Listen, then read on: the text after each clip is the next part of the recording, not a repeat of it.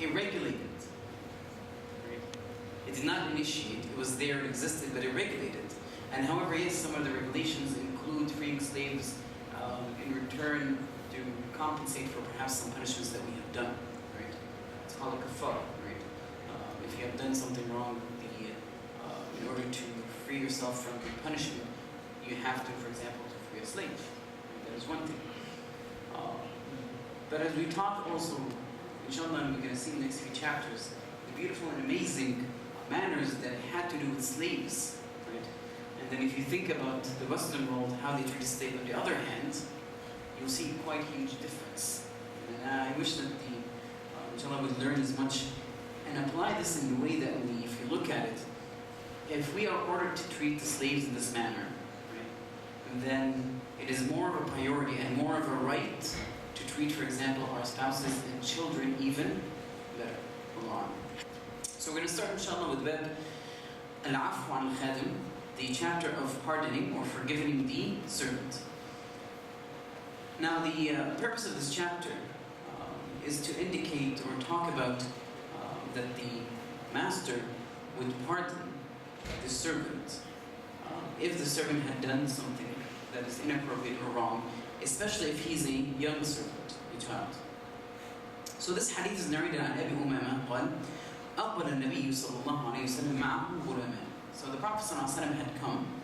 Abu Umama says the Prophet ﷺ had come and he had غلامان. Now ghulam in the Arabic language can refer to the child who's almost at the age of puberty. And so this is around the age perhaps 12, 11, this is considered a ghulam, 10 years old. But it also can refer to the male who's a servant, a slave. It's also called a ghulam. So here the Prophet ﷺ had come with two ghulams, فَوَهَبَ أَحَدُهُمَا لِعَلِيٍّ رَضِيَ اللَّهُ عَنْهُ. So he had given one to Ali رضي الله عنه, وقال, and he said, لا تضربه فإني نهيت عن ضرب أهل الصلاة وإني رأيته يصلي منذ أقلها. And so he gave one to him, and he's Ali رضي الله عنه, and he said, do not hit him, for verily I was ordered not to hit the ones who pray. And since I have come, I have witnessed him praying. So the Prophet ﷺ over here for this hadith indicates that this guy, this probably person was at puberty, and so he's talking about a slave. And so the Prophet ﷺ over here showed an immediate right. Right? That Allah subhanahu wa ta'ala had ordered the Prophet ﷺ to honor the ones who pray. They're honorable in the sight of Allah subhanahu wa ta'ala, that they should not be hit. Now this is in a slave. What about it? Free person. What about your friend? What about your spouse and so forth? وَأَعْطَى أَبَا ذَرَّ غُلَامًا. And the other one he gave to Abu Dharr, وَقَالَ اسْتَوْصِ بِهِ مَعْرُوفًا. And he said, take good care of him, or be dutiful to him, or be good to him. فَأَعْتَقَ. So what did Abu Dharr do? He released him. فَقَالَ. So the Prophet ﷺ at one time had come, right, and he talked to Abu Dharr, he said, مَا فَعَلَ. Right, when he heard that, he's asking about the servant, how did you do, what did he do? So Abu Dharr, he said, أَمَرْتَنِي أَنْ أَسْتَوْصِ بِهِ خَيْرًا فَأَعْتَقْتُ. He said, you ordered me to be dutiful and good to him, so I set him free. And in reality, this is the epitome, the highest level of being good to somebody. So Abu Dharr over here took it to heart and tried to do the best that he can to obey the advice of the Prophet ﷺ.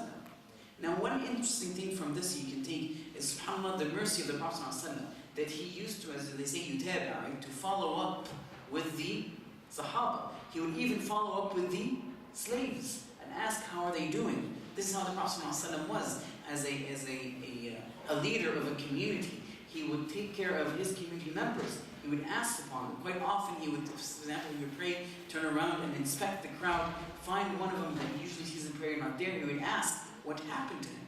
Right? If he's sick, he would gather some of the Sahaba and he would go and visit him. Over here in this case, he was asking about a slave, even a slave. This is the mercy of our religion. This is the mercy of the Prophet sallallahu alaihi wasallam.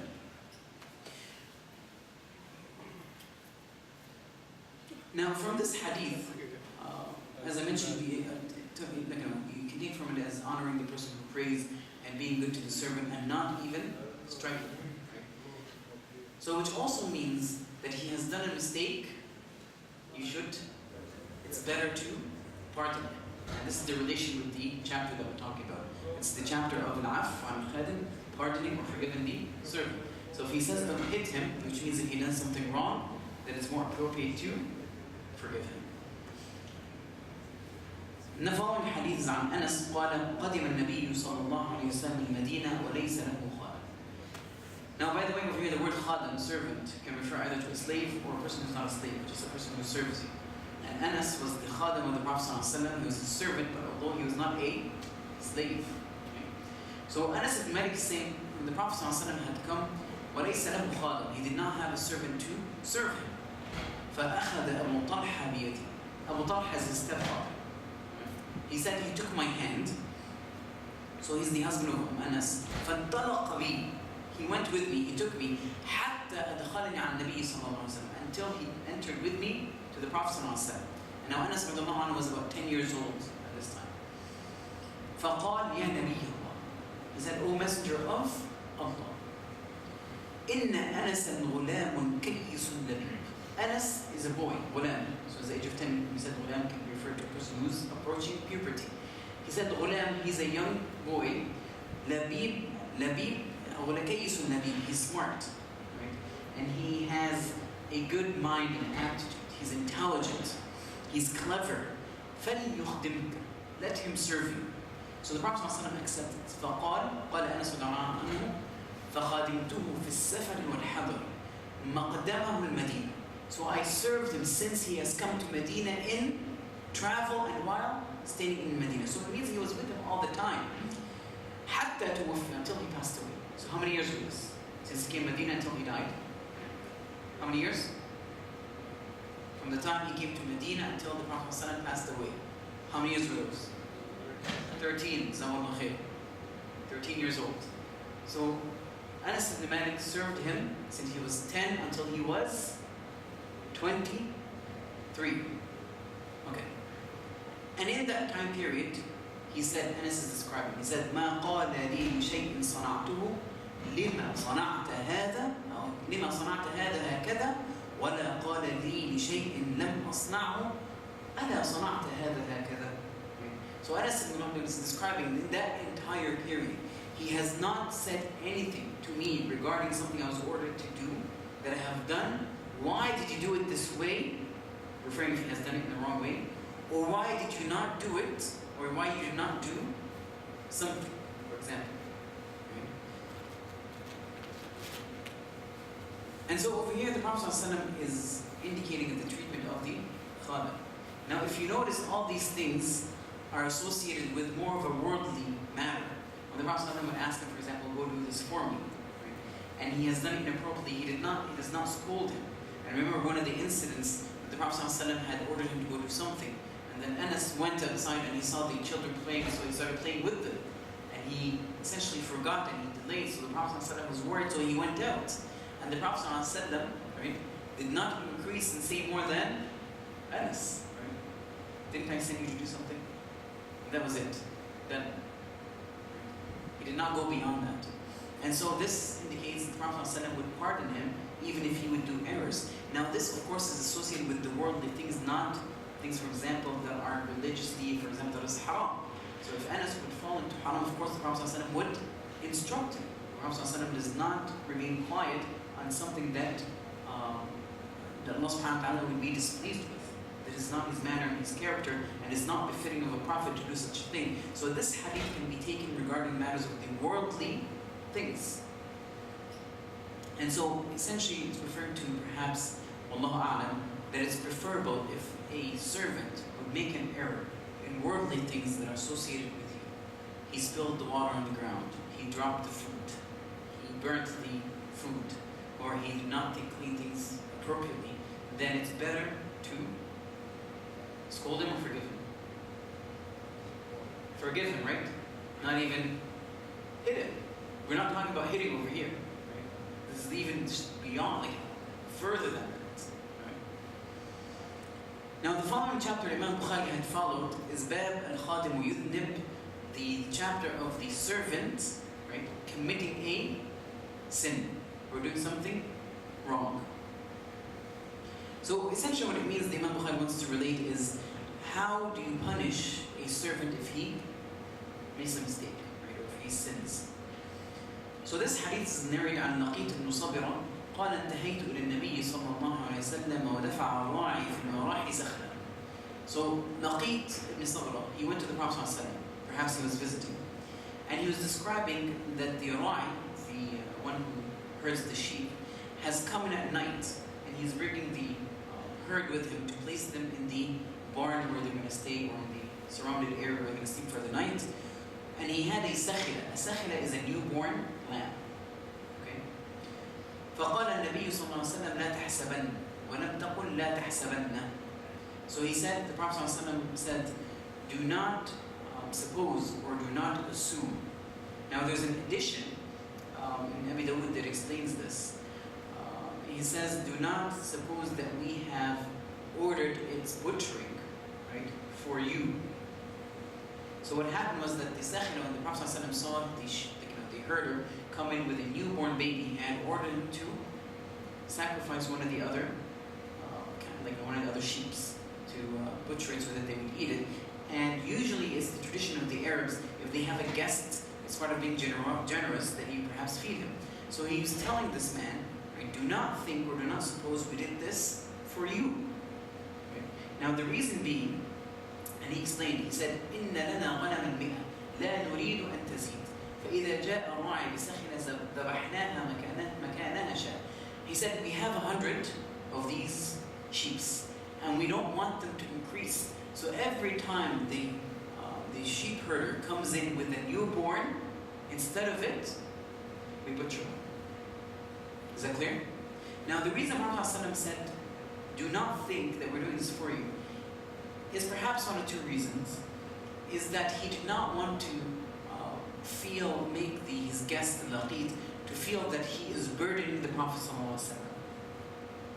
He does not want him to feel that he is burdening the Prophet ﷺ, and the Prophet ﷺ is going out of hand in order to do something for his guests. But also perhaps it could be from the humbleness of the Prophet ﷺ, that he did not want his guest to think that the Prophet ﷺ is doing something that in reality he's not. So he did not want him to think, listen, I'm not doing this for you, don't think I'm doing this for you. Because in reality perhaps he was not. And so this is out of his humbleness to not overthink something that is not true. And so then the Prophet ﷺ, in this hadith of Laqit, this is the part that we're interested in, he said, فَكَانَ فِيمَا قَالَ, and among what he has said, لا تضرب ضعينتك كضرب أمتك وإذا استنشقت فبالغ إلا أن تكون صائما. And he said, do not hit, do not strike. ضعينتك is referring to your wife. ضعينة is referring to your wife.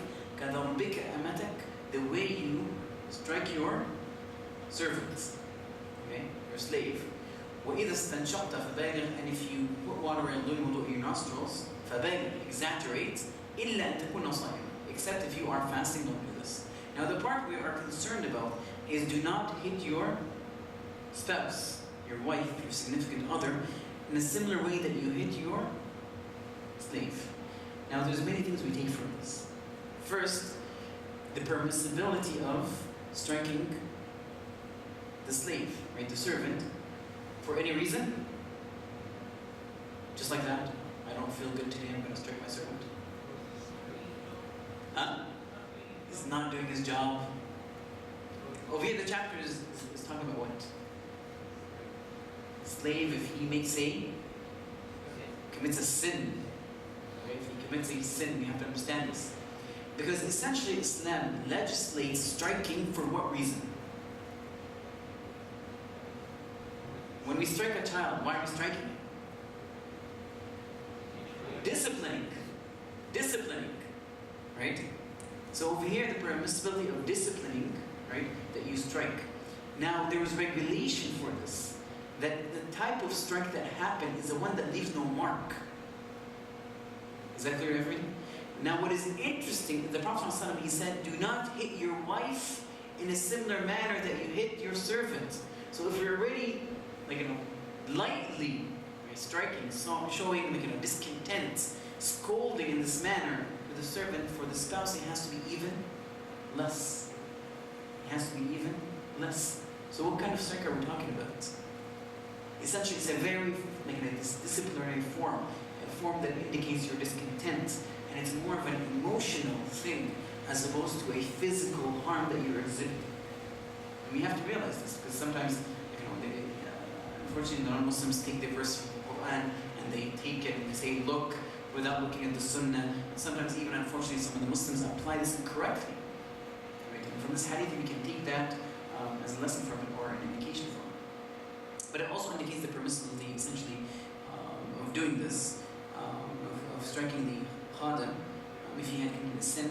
And the next couple of chapters over here, we're going to take, there's about a hadith for each, that describes this even more specifically.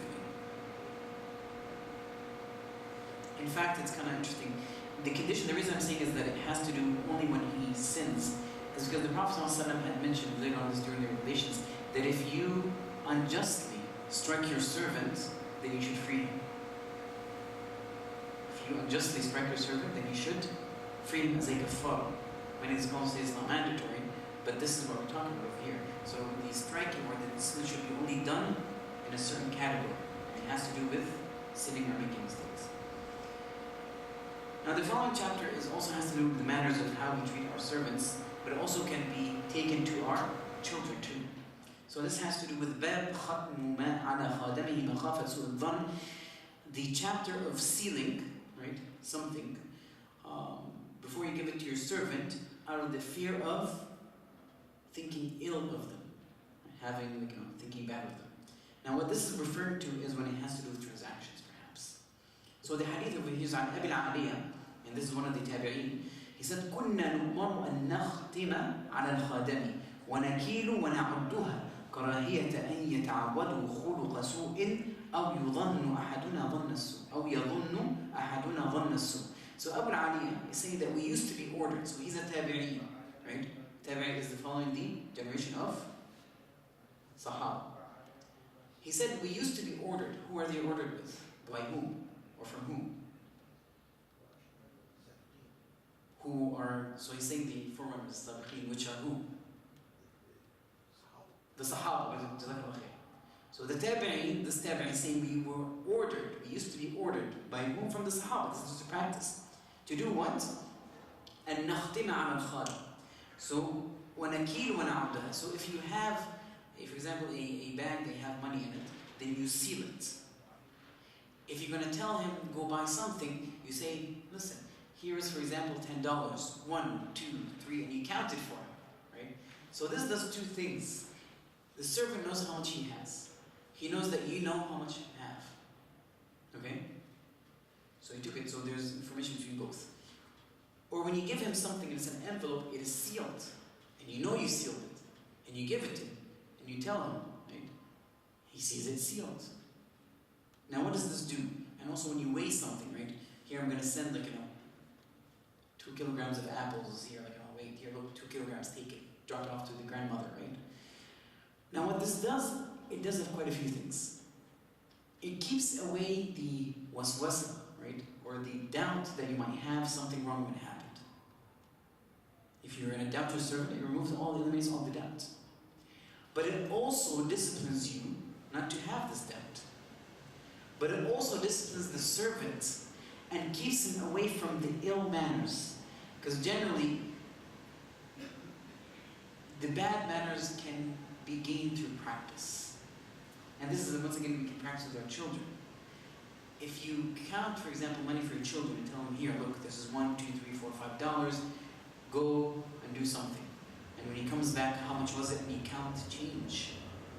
This does not leave room for the servant or your child to perhaps, if it happens that he desires this money, that he would take it. Because if he does it once, he will do it second, a third, and a fourth. It becomes a habit, then this is ta'awwada su'al khuluq. He got used to bad manners. Right? So this is how they used to do it in order to prevent themselves from having doubt and also to prevent the servant from gaining bad manners.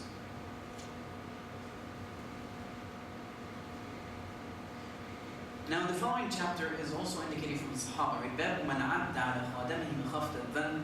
The ones, he's naming ones who have done this, right? Steal for the khadam, the servant, because they worry that they would have bad ideas or they have misconceptions about them. So this is An Salman, so this is referring to Salman al-Farisi. Now this is Sahabi. Initially we were talking about a tabi'i. He said we used to be instructed, which is referring to Sahaba. This confirms it. So this is Salman al-Farisi. He said, قال إني لأعد العراق على خادمي. I used to count the meated bones. An iraq is a bone that has meat on it. Sometimes it's eaten from it, sometimes it's not. The difference between these scholars linguistically. But we'll say it's a piece of boned meat. A steak, a bone steak, for example. على خادمي, I count it. Right? When I give it, I would count here. There's 1, 2, 3, 4, 5, 6. Take it, right? مخافة الظن, out of the fear that I would have bad intent, bad ideas about him, or misconceptions about him, or doubts about him. Did he take away from it? Did he not? But one of the things that Islam had also legislated in order to cut off the reasons that would make a servant, for example, steal, is that Islam has ordered that we feed the servant from what we eat. We clothe him from what we clothe ourselves. Now sometimes he even encourage that you make them sit at the same table. If not, then at least feed them from what they cook. Because you can realize that they're sitting the entire day cooking for you, and then the food gets put. Of course he feels that the desire to want to eat this. And it's from the manners and the etiquette of Islam to go as far as to fulfill their needs and give them from this food. Allah is our religion is beautiful in terms of manners. And this is even with once again, somebody who's considered a slave, a belonging that belongs to you. Right? But Islam has also not put away that they are also human beings. They have feelings, they have needs, and so forth. Now the following chapter is Bab Adab al-Khadim. I think we might end with this. Bab Adab al-Khadim, the chapter of disciplining the servant. So it's referring to the permissibility of doing it and how you're doing it. And now this is what I was talking about before, is that you do not do it in a hurtful way, except if he has committed something that is perhaps haram. Okay? Now there's two narrations on this hadith, we're going to end by them inshallah, and you're going to see the difference between them. عن يزيد بن عبد الله بن قصيد قال أرسل عبد الله بن عمر غلاما له بذهب أو بورق. So Abdullah ibn Umar, the Yazid ibn Abdullah ibn Qusayd, saying that Abdullah ibn Umar had sent a boy that belongs to be Khadim, a servant, بِذَهَبٍ أَوْ وَرَقٍ. He sent him with gold or silver coins. فَصَرَفَهُ. So the reason he had sent him is in order to exchange one for the other. So he either had gold and wanted to exchange it for silver, or he had silver coins and wanted to exchange it for gold. Now what this servant has done is فَصَرَفَهُ, so he did this, but what he did was فَأَنْظَرَ فِي الصَّرْفِ. He had delayed taking it. Anzar, which is delayed taking it. And now in Islam this is not permissible. It's not permissible to exchange gold for silver without taking it on the spot. Is that clear to everybody? If you're going to exchange money, dollars for example, US dollars to Canadian dollars or to euros, it has to be on the spot. It cannot be, here, take this and give it to me the other day. This is considered riba.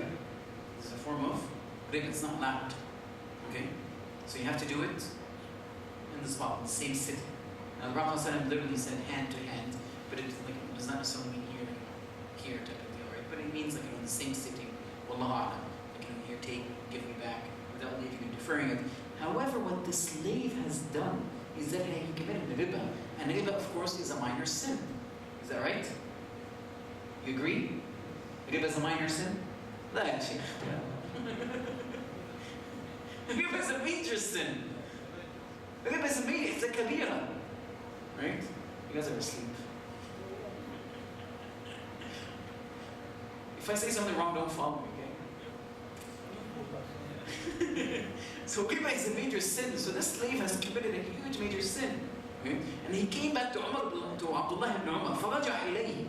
So Abdullah ibn Umar was, this is the major sin, what have you done? So what did he do? He punished him. فَجَلَدَهُ وَجِعًا. He whipped him and he hurt, he made him feel the pain of the whip. وَقَالَ اذهب. Go. فَخُذْ الَّذِي لِي وَلَا تَصْرِفْهُ. Take back what belongs to me and do not, exchange, do that exchange. So which means come back. Now over here, when we're talking about the hadith before, of forgiving and not striking, over here now it becomes clear that it does not have to do with hudud, or sins, or if it has to do with the rights of Allah subhanahu wa ta'ala. And it's better perhaps to do this, because once again the person will remember, oh wait, I remember what happened to me last time, I'm never going to do this again. Okay? So Darb al-Khadim, on this is a major sin. So it indicates the permissibility. It's not mandatory, by the way. We're talking about permissibility. Okay? The permissibility of striking, right, the slave in a manner that would make him feel pain if he deserves it. And this is in the area of committing major sins. In the area of committing major sins. Now the following chapter, the following hadith, you realize something that's a bit different now. Now this عن أبي مسعود قال كنت أضرب غلاما لي. Right? Abi Mas'ud was saying, I was striking a ghulam, right, a servant that I had. فَسَمِعْتُ مِنْهُ خَلْفِي. I heard a sound from behind me. صَوْتًا اعلم أبا مسعود. No, Aba Mas'ud. لَاللَّهُ أَقْدَرُ عَلَيْكَ لَاللَّهُ أَقْدَرُ عَلَيْكَ مِنْكَ عَلَيْهِ. So while he was striking the servant, he heard a voice from behind him say, no, Aba Mas'ud, verily that Allah, right, is more, has more ability over you to do things than you have on the servant. So he says, Ibn Mas'ud, فَالْتَفَتْتُ. I look behind me, فَإِذَا هُوَ رَسُولُ اللَّهِ صَلَّى اللَّهُ عَلَيْهِ وَسَلَّمَ. That it is the Prophet صلى الله عليه وسلم. قُلْتُ يَا رَسُولُ اللَّهِ فَهُوَ حُرٌّ لِوَجْهِ اللَّهِ. Immediately on the spot. In another narration, the hadith said that whatever he was using, the whip fell on the ground when he saw the Prophet ﷺ out of the hayba, how do you describe hayba? I want to say fear, but it's a bit more than this, right? The hayba of the Prophet ﷺ. They dropped on the ground. So he said, O Messenger of Allah, he is free for the sake of Allah subhanahu wa ta'ala.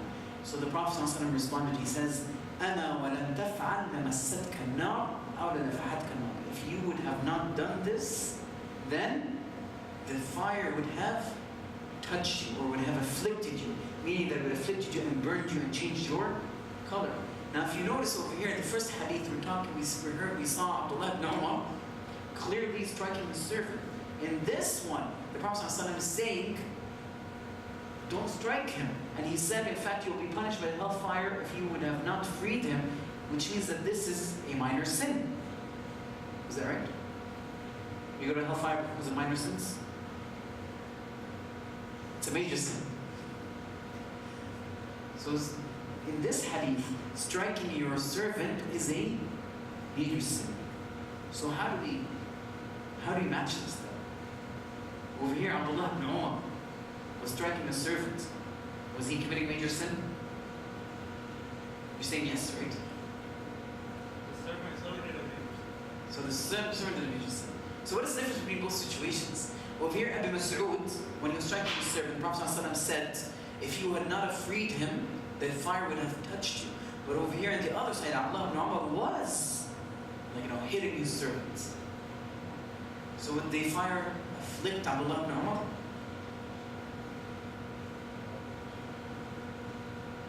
Yes or no? Allahu A'lam. Good answer, excellent answer. The scholars say no. And the shurah, the ones who examine this hadith, they say no. Because in this situation, Allahu A'lam, that perhaps Abu Mas'ud was doing it in a manner of anger and not discipline. Okay? And probably, perhaps it had to do with something that is not associated with the boundaries of Allah subhanahu wa ta'ala. That this servant was being hit for something that does not have to do with a sin, but rather perhaps he disobeyed his master. And so in return, perhaps Abu Mas'ud, out of anger, he was striking him. And this is the part where we should not use to strike our servants if we had any servants. It's in this area. if they did, if they angered us because, for example, they did not obey our orders, or they have done something that is wrong, we do not hit them in this area. However, it's only in the area of perhaps permissible to hit them, that it's the major sins. Is this clear to everybody? Okay, good. Now, from this hadith, you also see that the kafara, the only way to alleviate yourself from the hellfire, to be afflicted, if you had fallen into this and you have stricken a servant in a time or for something that he does not deserve to be stricken, that you must free him. Not must, I say mandatory, right? But in order to keep away from being punished and to alleviate and erase that sin, you should free your slave. Because also we learned from another hadith that Prophet ﷺ had said that for every ligament, right, that has been freed, Allah subhanahu wa ta'ala will free that ligament from you from the hellfire. So for every arm, it's an arm. For every leg, it's a leg. An eye for an eye, a head for an head, an ear. So by freeing the slave, right, he has freed himself and his limbs from being punished. Now, the only way you would be sure that your servant is not upset with you anymore for what you have done is that if you had freed him. Wallahu a'lam.